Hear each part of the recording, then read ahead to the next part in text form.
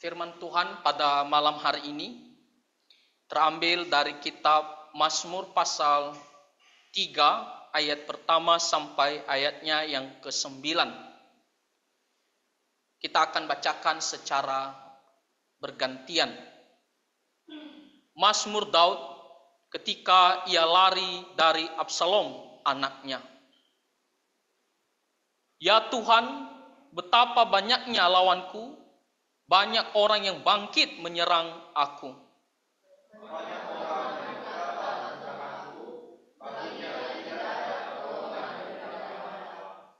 Tetapi Engkau Tuhan adalah perisai yang melindungi aku.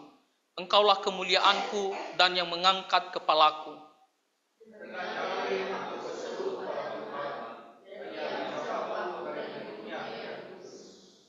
Aku membaringkan diri lalu tidur.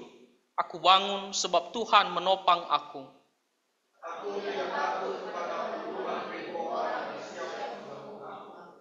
Bangkitlah Tuhan, tolonglah aku, ya Allahku. Ya, Engkau telah memukul rahang semua musuhku dan mematahkan gigi orang-orang fasik. Dari Tuhan datang pertolongan, berkat-Mu atas umat-Mu. Mari kita bersatu di dalam doa. Bapa Surgawi, kami sangat bersyukur karena kami bisa berkumpul untuk memuji Tuhan dan juga belajar firman Tuhan. Pimpin kami dengan Roh Kudus-Mu, agar firman Tuhan yang kami dengar, kami bisa mengerti dan menjadi sebuah penghiburan dan kekuatan di dalam menjalani kehidupan kami sehari-hari. Ampunilah segala dosa dan pelanggaran kami, di dalam nama Tuhan Yesus kami berdoa. Amin. Tema firman Tuhan pada malam hari ini yaitu keyakinan pada perlindungan Tuhan. Nah, firman Tuhan pada malam hari ini akan mengajarkan kita ketika kita di dalam bahaya, sesuatu yang mengancam kita. Tentunya kita menjadi khawatir, kita menjadi takut. Maka kita harus datang kepada Tuhan dan yakin sepenuhnya bahwa Tuhan akan melindungi kita. Kalau kita melihat di kitab Mazmur pasal 3 tadi, Mazmur ini ditulis oleh Raja Daud. Kita bisa baca di ayat yang pertama dikatakan Mazmur Daud. Dan Mazmur ini memiliki latar belakang apa yang dialami oleh Raja Daud pada saat dia menulis kitab Mazmur pasal 3 ini. Di situ dikatakan di ayat yang pertama, ketika ia lari dari Absalom anaknya. Nah, kisah ini ditulis di kitab 2 Samuel pasal 14 sampai pasal 18. Nanti Bapak Ibu kita pergi baca secara lengkap ceritanya. Dan apa yang terjadi sesungguhnya antara Daud dengan Absalom. Absalom ini adalah anak kandungnya Raja Daud sendiri. Dan kalau kita melihat ceritanya, Absalom ini pertama kali disebutkan ketika saudaranya Tamar diperkosa oleh Amnon, lalu Absalom jadi benci kepada Amnon dan dia ingin balas dendam. Dan akhirnya setelah dia buat rencana bagaimana membunuh Amnon dan berhasil, lalu apa yang terjadi? Absalom dia melarikan diri.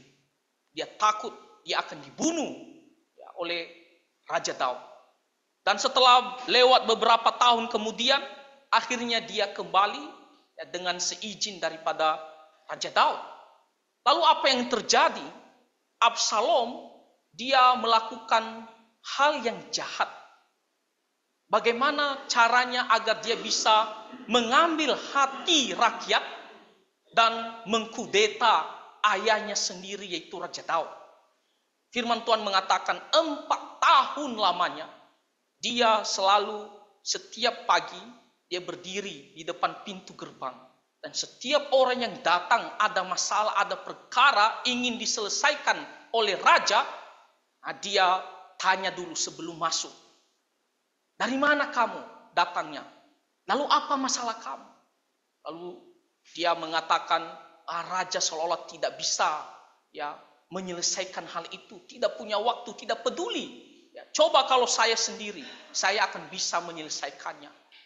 Dan dia berusaha bagaimana memberikan jalan keluar. Selama 4 tahun lamanya. Sehingga orang-orang Israel, rakyat, senang sama Absalom.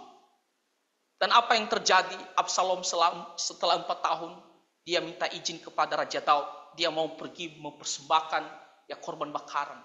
Tetapi sesungguhnya bukan itu. Dia pergi ke Hebron dan dia memanggil orang-orang secara diam-diam untuk mengangkat dia menjadi seorang raja.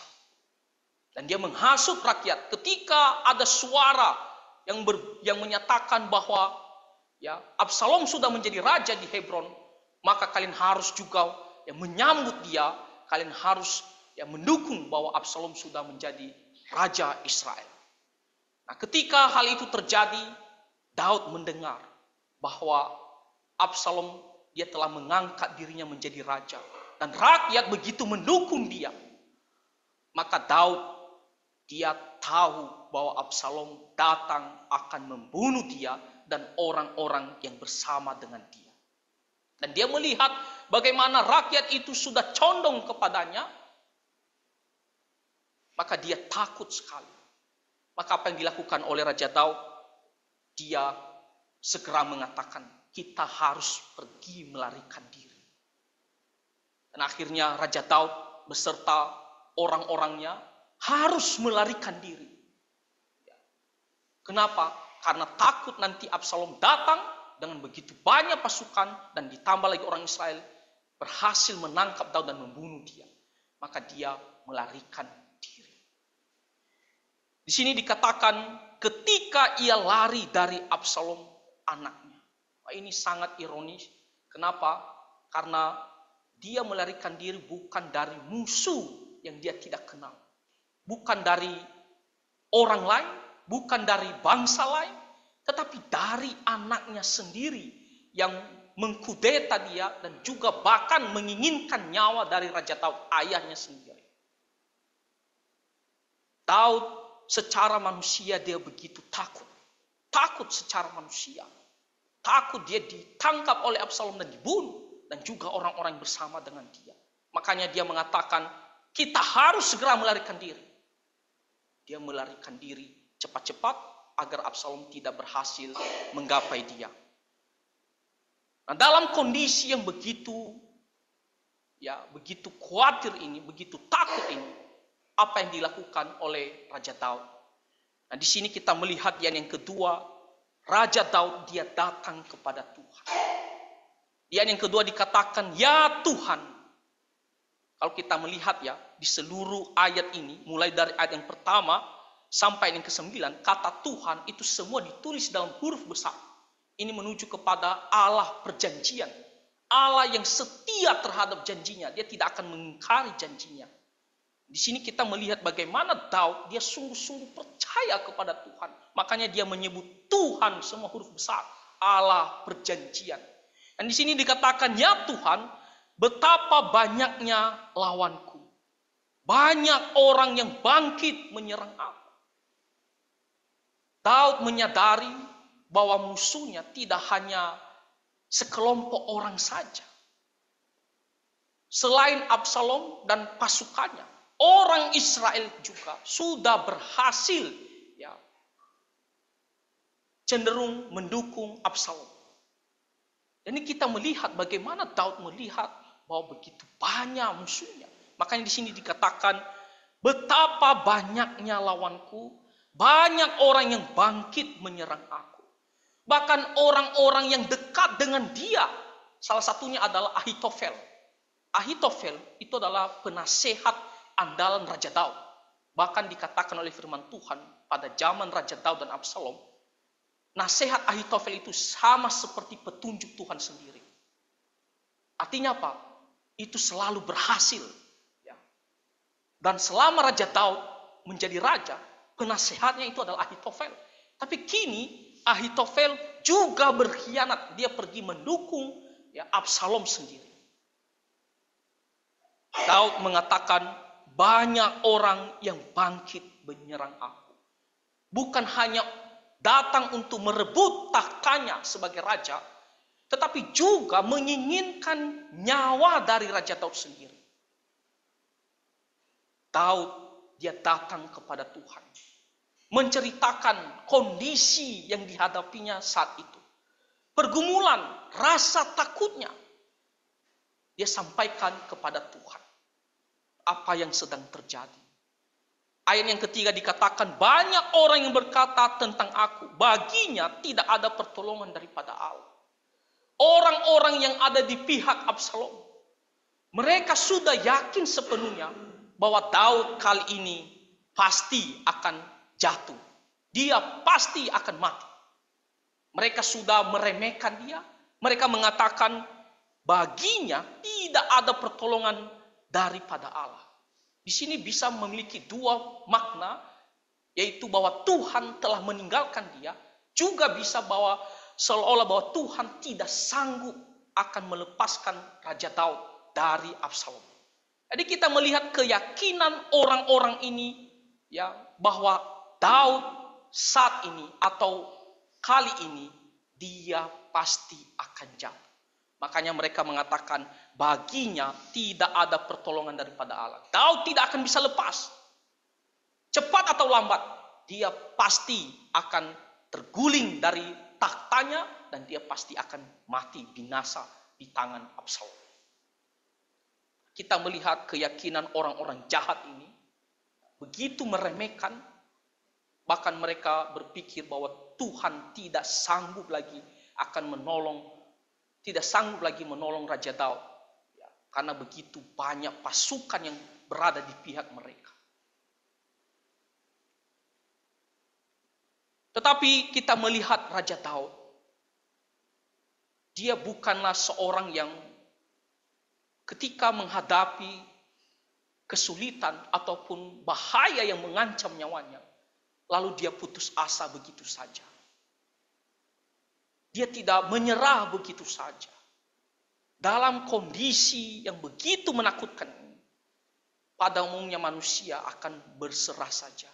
Ya sudah, terjadilah apa yang terjadi. Ya. Tidak ada pengharapan lagi. Tapi Daud beda. Yang keempat dikatakan, tetapi engkau Tuhan adalah perisai yang melindungi aku. Ayat yang keempat sampai ayat yang kelima, Daud menyatakan imannya kepada Tuhan. Menyatakan pengharapannya hanya kepada Tuhan. Dia mengatakan, engkau Tuhan adalah perisai yang melindungi aku. Bukan pasukannya, meskipun kita melihat Yoab yang adalah panglima perang masih di pihak dia, dan beberapa pasukan-pasukan yang hebat masih ada di pihak dia. Tapi Daud tidak pernah bersandar kepada manusia. Dia tidak mau mengandalkan manusia. Tuhanlah dikatakan di sini perisai yang melindungi aku. Nah, kalau kita melihat pada zaman itu, perisai itu begitu penting dalam peperangan. Perisai itu untuk menangkis, ya, untuk melindungi kita dari senjata-senjata, apakah itu anak panah, apakah itu tombak, apakah itu pedang. Perisai itu begitu penting supaya kita ini terlindungi. Dan Daud menggambarkan Tuhan itu seperti perisai yang membentengi dia, yang melindungi dia dari bahaya, dari ancaman. Dikatakan Tuhan bukan manusia, bukan juga kehebatannya sendiri, tapi pribadi Tuhanlah. Makanya dikatakan engkau satu-satunya, tidak ada yang lain. Tuhan, engkaulah perisai yang melindungi aku. Saudara-saudara, kadang-kadang manusia atau kita sendiri, ketika kita panik sekali, kita langsung memandang kepada manusia, kepada orang lain, untuk menjadi tempat perlindungan kita, sandaran kita. Karena kita begitu panik, atau mungkin kita sudah putus asa. Tapi Daud mengatakan, Tuhan, engkaulah yang melindungi aku. Engkaulah kemuliaanku dan yang mengangkat kepalaku. Nah, di saat ini Raja Daud, kita melihat dia harus meninggalkan tahtanya dengan kepala yang menunduk ke bawah, dengan tangisan. Dia harus melarikan diri. Ini adalah sebuah peristiwa yang benar-benar menjadi penghinaan. Raja dia harus cepat-cepat melarikan diri. Dan kalau kita melihat dalam perjalanan, waktu dia bertemu dengan Simei itu keluarga daripada Saul. Simei itu mengutuki dia, bahkan menyebut Daud itu adalah orang dursila. Dan dia mengatakan, kamu akan mendapatkan hukuman daripada Tuhan karena perbuatan kepada keluarga Saul. Hai orang dursila. Bagaimana Daud itu benar-benar tidak ada kehormatannya, tidak ada kemuliaannya lagi. Raja Israel sekarang begitu rendah sampai rakyatnya sendiri memanggil dia orang dursila. Tak ada lagi mukanya, dia harus tunduk ke bawah. Tapi Daud dia mengatakan, engkaulah kemuliaanku dan yang mengangkat kepalaku. Kehormatannya itu datang dari Tuhan. Tuhanlah yang akan kembali memulihkan keadaannya. Tuhanlah yang akan mengembalikan posisinya, kehormatannya. Bahkan yang akan mengangkat kepalanya kembali. Kalau saat ini dia harus tunduk ke bawah. Begitu dengan dalam keadaan tangisan dan juga dihina, diejek. Tetapi dia percaya Tuhan akan mengangkat kepalanya kembali. Akan mengembalikan kehormatannya kembali. Bukan manusia, tapi Tuhan sendiri. Nah, inilah iman, pengharapan Raja Daud hanya kepada Tuhan. Dan ayatnya yang ke-6 sampai yang ke-7, ini tidak hanya sekedar dia menyatakan iman, tapi kita melihat bagaimana Daud sungguh-sungguh yakin akan perlindungan Tuhan. Sungguh-sungguh yakin, 100%. Dari mana kita tahu? Lihat ayat yang ke-6. Dikatakan, aku membaringkan diri, lalu tidur. Aku bangun sebab Tuhan menopang aku. Kita sudah tahu latar belakang kondisi yang dihadapi oleh Raja Daud. Benar-benar menakutkan. Dan juga dia dihina. Secara manusia kita tidak akan pernah memiliki rasa tenang. Kita akan panik, kita tidak akan bisa tidur. Coba kalau kita memiliki masalah, kita terpikirkan terus. Bahkan kalau orang bicara sama kita, kadang-kadang tidak ada connect terhadap pembicaraan orang. Kenapa? Kita masih merenung, memikirkan masalah itu. Kita kadang-kadang jalan, beda dengan hari-hari yang lain yang penuh ceria. Kali ini terasa sekali beban berat. Masalah pekerjaan kita, masalah keluarga kita. Misalnya contoh, tiba-tiba kita di PHK, kehilangan pekerjaan, sumber penghasilan kita. Bisakah kita hari itu besoknya ceria? Tak bisa. Kita pasti akan benar-benar terasa mukanya itu beda. Tak bisa tidur. Karena kenapa? Apa yang kita pikirkan? Besok mau makan apa? Bagaimana dengan uang sekolah anak saya? Saya sekarang tidak punya pekerjaan. Daud jauh lebih daripada itu kondisi yang dihadapinya. Ini ancaman nyawa terhadap dia. Dan dia sudah merasakan penghinaan orang lain juga. Secara manusia harusnya dia tidak bisa tidur. Dia harusnya panik, khawatir terus-menerus. Tetapi Daud sebaliknya tidak. Kenapa? Karena Daud begitu yakin sepenuhnya akan perlindungan Tuhan. Ketika dia berharap sama Tuhan, ketika dia percaya kepada Tuhan, berserah kepada Tuhan, dia yakin Tuhan tidak tidur, Tuhan segera bertindak, Tuhan pasti akan menjaganya. Makanya dinyatakan keyakinannya itu dengan mengatakan, aku membaringkan diri. Artinya dia bisa tidur dengan tenang. Dia bisa tidur. Kalau orang yang takut sekali, tak akan bisa tidur itu. Tapi dia di sini dikatakan, aku membaringkan diri. Dia akan bisa beristirahat, tidur pada malam itu, tanpa khawatir, walaupun kondisinya itu benar-benar genting, tapi dia bisa tidur dengan tenang. Dan dikatakan, ya, aku membaringkan diri lalu tidur, aku bangun sebab Tuhan menopang aku. Dan dia juga percaya Tuhan akan melindungi dia sampai dia bangun pun, dia akan bangun dengan baik. Tanpa ada rasa beban yang menakutkan, yang benar-benar dia takuti sekali. Tidak ada. Wah, ini adalah sebuah keyakinan yang luar biasa dari Raja Daud. Saya membaca ayat firman Tuhan ini ya. Wah, saya sendiri benar-benar salut ya dengan Raja Daud. Kita manusia ya, secara khusus saya sendiri ya tidak akan bisa seperti Raja Daud ini. Jangankan ancaman nyawa, masalah hidup sehari-hari kita saja ketika ada masalah, kita itu sudah tak bisa tenang. Tapi Daud, karena dia benar-benar yakin terhadap pemeliharaan Tuhan, dia bisa tidur dengan tenang. Dan dia pun yakin dia bisa bangun dengan baik, tanpa ada rasa kekhawatiran. Karena Tuhan ada menjaga dia. Tuhan melindungi dia. Dikatakan, sebab Tuhan menopang aku. Menopang artinya menunjang ataupun menyokong. Ya, seperti dia tahan kita ya, supaya Daud itu tidak sampai jatuh. Supaya dia tetap bertahan dan bisa melewati kesulitan itu, bahaya yang begitu besar.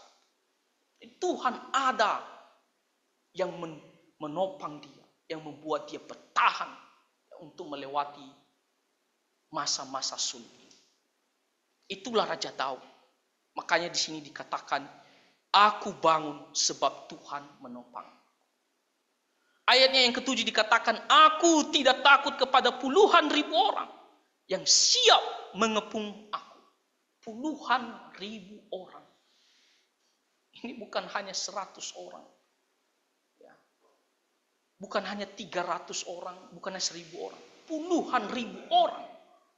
Dan kalau kita memang melihat nantinya dalam peperangan, Absalom dan juga orang-orang di pasukannya, mereka membawa ya semuanya lebih daripada 20.000 orang untuk pergi berperang melawan Daud. Tapi Daud mengatakan, aku tidak takut. Tidak takut. Kepada puluhan ribu orang yang siap mengepung aku. Jadi meskipun anggaplah pasukan itu sudah mengelilingi dia. Sudah mengepung dia.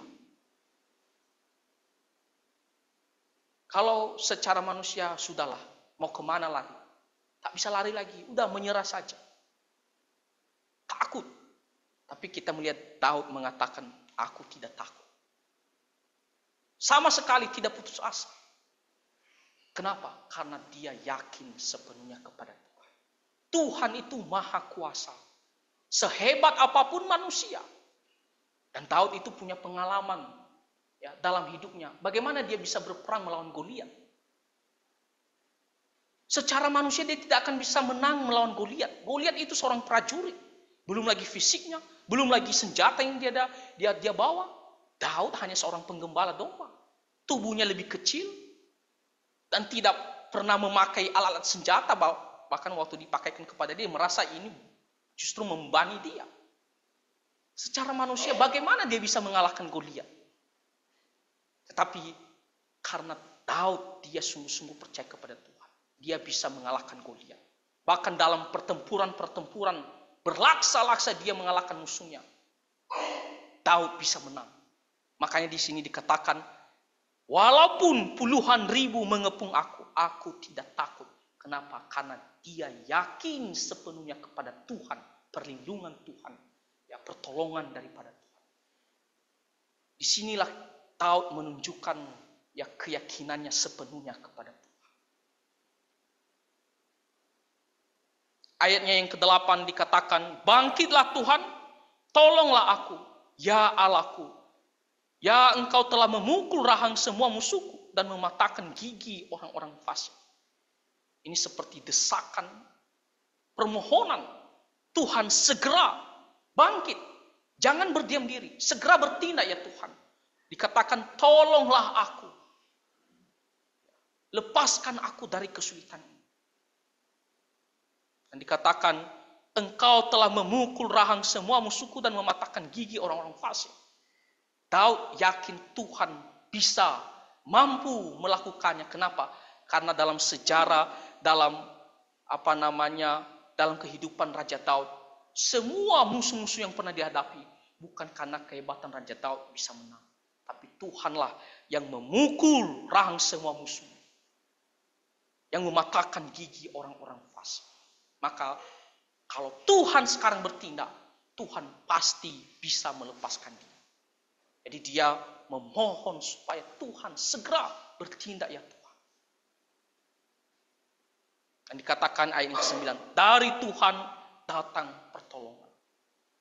Bukan dari manusia, tetapi hanya datang daripada Tuhan. Lalu kita bertanya sekarang, apakah keyakinan Raja Daud ini benar-benar ada hasilnya? Atau pada akhirnya sia-sia saja? Nah, kalau kita membaca kisah 2 Samuel pasal 14 sampai 18. Daud itu dia mendapatkan pertolongan daripada Tuhan. Dua hal. Pertama, waktu Daud dia melarikan diri dan dia tahu Ahitofel sudah berada di posisi Absalom. Firman Tuhan mengatakan Daud berdoa, Tuhan gagalkanlah nasihat daripada Ahitofel. Jangan sampai itulah yang didengarkan oleh Absalom. Lalu dia mengutus Husai, pergi. Kamu seolah-olah kamu sudah bersama dengan dia dan kamu kasih nanti nasihat sama dia, ya, yang tujuannya untuk menggagalkan nasihat Ahitofel. Dan itu berhasil. Pada akhirnya Absalom tidak mau mendengarkan nasihat Ahitofel. Ahitofel menyarankan Absalom, izinkan saya malam ini saja, ya, kumpulkan berapa ribu orang, kejar Daud selagi dia masih lemah, masih dalam kesedihan, biar kami pukul habis mereka. Pasti kalah. Itu nasihat Ahitofel. Tapi Husai mengatakan, oh jangan. Kalian tahu Daud itu seorang prajurit hebat dan dia punya orang-orang besar. Bagaimana ya kalau kita biarkan dulu, tapi kita kumpulkan pasukan begitu banyak dari Dan sampai Berseba. Baru kita serbu dia dan pasti akan kalah. Dan itu akan memberikan kesempatan bagi Raja Daud dan orang-orangnya untuk bisa lari jauh dan mempersiapkan diri, memulihkan keadaan mereka. Nah, dari pertolongan pertama ini, nasihat Ahitofel digagalkan. Pertolongan kedua, waktu terjadi pertempuran. Dan firman Tuhan mengatakan, berapa orang yang meninggal? 20.000 orang. 20.000 orang dari pasukan Absalom itu tewas dan dipukul mundur oleh pasukan Daud. 20.000 orang. Saya pikir-pikir 20.000 orang itu banyak sekali. Gereja kita saja kalau ulang tahun paling hebat 300 orang. Kita merasa sudah banyak orang yang datang. Ya kira-kira 300 orang. Tapi bayangkan 20.000 orang. Artinya apa? Hampir 70 kali lipat banyak. 20.000 orang. Dan tidak hanya sampai di situ. Absalom sendiri akhirnya juga ikut dibunuh. Walaupun sebenarnya Daud tidak menginginkan kematian Absalom. Dia sudah pesan kepada prajuritnya. Tapi kebandelan daripada Yoab ini, dia pergi bunuh Absalom. Absalom mati, tewas. Dan akhirnya Daud dia kembali lagi kepada tahtanya. Jadi Daud yakin sepenuhnya kepada perlindungan Tuhan. Dan Tuhan menjaga dia, memberikan pertolongan itu. Daud tidak pernah bimbang akan pertolongan daripada Tuhan. Jadi apa yang menjadi pelajaran bagi kita? Nah, dalam kondisi sekarang ini memang kita tidak mengalami apa yang dialami oleh Raja Daud. Pada umumnya kita tidak merasakan ancaman nyawa. Ya. Kita masih bisa hidup sehari-hari seperti biasa. Ya. Menjalankan kegiatan. Tak ada sesuatu yang benar-benar mengancam nyawa kita seperti Raja Daud. Tetapi kalaupun hal itu terjadi, kita harus berserah kepada Tuhan. Dan kita harus yakin sepenuhnya bahwa Tuhan sanggup melepaskan kita. Tuhan sanggup menolong kita.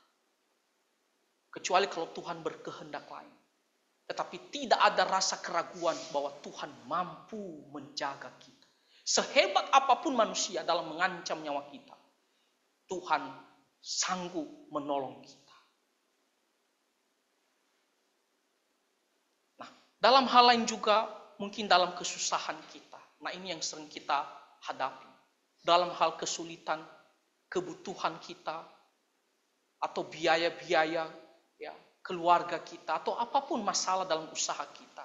Tentunya hal ini juga membuat kita jadi panik, takut. Bisa juga membuat kita tidak bisa tidur dengan tenang. Maka hal ini juga bisa menjadi pelajaran bagi kita. Mari kita seperti Raja Daud. Mari kita berharap kepada Tuhan. Kita menjadikan Tuhan pertolongan kita satu-satunya. Dan mari kita juga punya iman seperti Raja Daud. Keyakinan sepenuhnya kepada Tuhan. Apapun, seberat apapun masalah di dalam usaha kita. Atau masalah dalam keluarga kita. Atau apapun itu. Mari kita juga seperti Raja Daud. Kita yakin bahwa Tuhan sanggup melepaskan kita pada waktu. Meskipun seolah-olah tidak ada pengharapan. Meskipun waktunya begitu lama. Tapi kita jangan pernah putus asa. Jangan pernah kita meragukan Tuhan, apalagi bersungut-sungut kepada Tuhan. Tapi mari kita tenangkan hati kita. Karena Tuhan ada sebagai pertolongan bagi kita. Dan kita benar-benar yakin.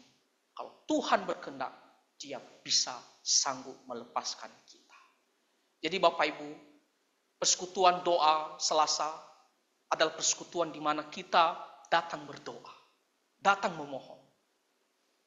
Maka apa yang menjadi pergumulan kita sekarang ini? Apa yang menjadi kesulitan kita sekarang ini? Tentunya kita datang untuk mendoakan. Tapi waktu kita doakan, kita harus punya keyakinan sepenuhnya kepada Tuhan. Jangan ragu, doakan bahwa Tuhan sanggup menolong kita kalau Tuhan berkehendak. Dan dalam kehidupan kita juga sehari-hari, mari kita serahkan sama Tuhan.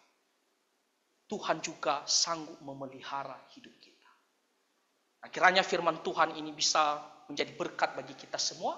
Mari kita bersatu di dalam doa.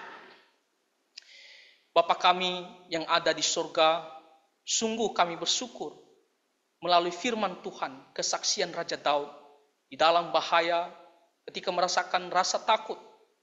Dia datang kepada Tuhan dan sungguh-sungguh yakin akan perlindungan Tuhan. Tuhan, tolonglah kami dalam menjalani kehidupan sehari-hari. Ada banyak bahaya, ada banyak kesulitan yang membuat kami juga khawatir. Tolonglah kami untuk datang berserah kepada Tuhan dan bersandar sepenuhnya dengan yakin sepenuhnya akan pertolongan daripada-Mu. Tuhan, ampunilah segala dosa dan pelanggaran kami. Kami berdoa di dalam nama Tuhan Yesus Kristus. Amin.